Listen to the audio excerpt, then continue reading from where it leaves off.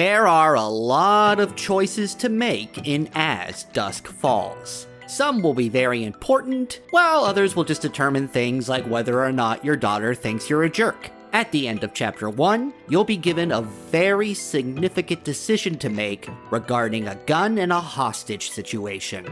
Depending on your choices, you may be given the option to shoot or surrender. Which one of these choices is the right one? Well, I'm Jamie Latour, and I'm going to tell you how you should handle the final decision at the end of Chapter 1 of As Dusk Falls.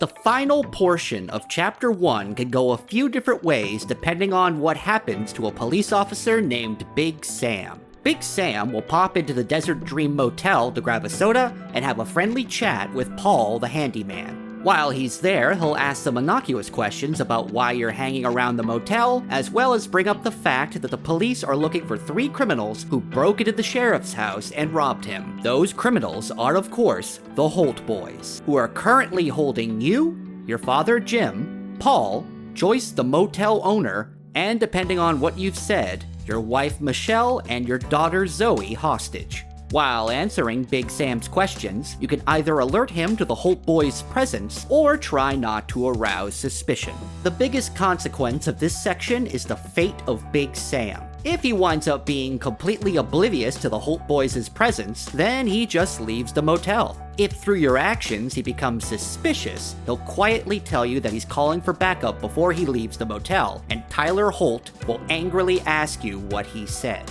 If you very obviously tip off Big Sam that something is wrong at the motel, then Tyler will come out from the back room and shoot Big Sam dead before he can radio for help. From this point, there are 2 paths that the end of Chapter 1 can take. If Tyler kills Big Sam, he'll attack you, leading to a battle of quick time events. Alternatively, if Big Sam leaves the motel, then the Holt boys will attempt to escape and take Michelle as a hostage with them. You'll then be given 3 options: beg, attack Tyler, and grab Tyler's gun.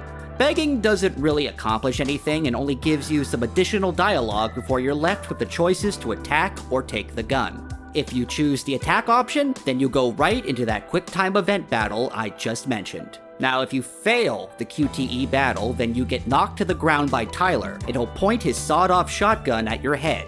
Michelle will then run towards you, and a gunshot will be heard as we cut to black. If you successfully pull off all of the QuickTime events, then you'll get a hold of Tyler's gun and point it at him. But your victory will be short-lived as Dale will hold Michelle at gunpoint and tell you to drop your weapon. This will also be the outcome if you select the grab Tyler's gun option from before. This is the point where you'll be left with 2 options: shoot or surrender. So, what should we do? Well, if you choose to shoot Tyler, then Jim will put his hand over Zoe's eyes, presumably so she won't see a guy's head get blown off, as the scene cuts to black before you pull the trigger. When you begin Chapter 2, it'll be revealed that there wasn't a bullet in the gun. Yes, for some reason, Tyler removed the shotgun shell, which means nothing happens to Tyler if you choose to shoot him. All this choice does is make you look like kind of a monster for attempting to blast someone in the face in front of your wife and daughter.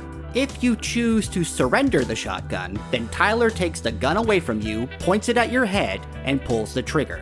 But as we now know, the gun is empty, which means that you're fine. Tyler will then tell Dale and Jay to get ready to escape. You'll get a few moments with your family who will be happy that you're safe, and you'll get some additional dialogue choices. So really, both of these options more or less come to the same conclusion. Although choosing to shoot does make you seem like more of a jerk in front of your family, while also further angering Tyler. The most drastic change to the beginning of Chapter 2 depends on whether you failed the QTE battle, as that will lead to a scenario where Michelle gets shot, forcing you and the other inhabitants of the Desert Dream Motel to tend to her wounds. So yeah, you better nail those QTEs. For more gaming news and guides, check out thegamer.com. Thanks for watching, and we'll see you next time.